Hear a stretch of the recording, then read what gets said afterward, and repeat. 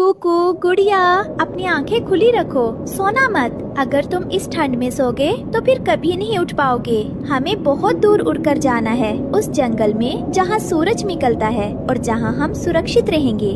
माँ, मेरे पंख भारी हो गए हैं। क्या हम कभी फूलों को देख पाएंगे? हाँ मेरी जान, बस थोड़ी दूर और।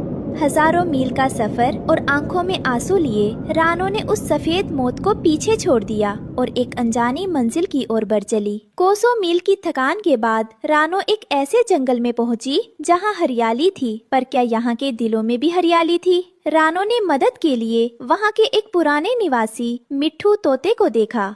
भाई, मैं बहुत दूर से आई हूँ। मेरे बच्चे भूख और ठंड से अधमरे हैं। क्या यहाँ कोई खाली घोंसला मिल सकता है?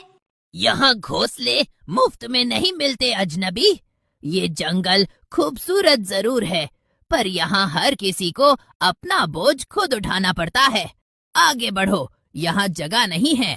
रानो का दिल टूट गया। उसने महसूस किया कि बर्फीले जंगल की ठंड से ज्यादा करवाहट इन अजनबियों की बातों में है। थक हार कर रानो की नजर एक बड़े पेड़ पर बैठ गई। तभी गुड़िया की नजर पेड़ पर लटके एक बहुत बड़े और लाल सेब पर पड़ी। मामा, मामा देखो, कितना बड़ा और सुंदर लाल फल है। मुझे बहुत भूख लगी है, क्या मैं इसे खा लूं? हाँ बेटा, जाओ। गुड़िया फुर्ती से उड़कर सेब पर बैठती है और अपनी नन्ही चोंच से उसे मजे से खाने लगती है। खाते खाते वो सेब के अंदर एक बड़ा छेद कर देती है और धीरे धीरे उसके अंदर ही घुस जाती है। गुड़िया, गुड़िया बेटी, कहाँ हो तुम? अभी तो यही थी।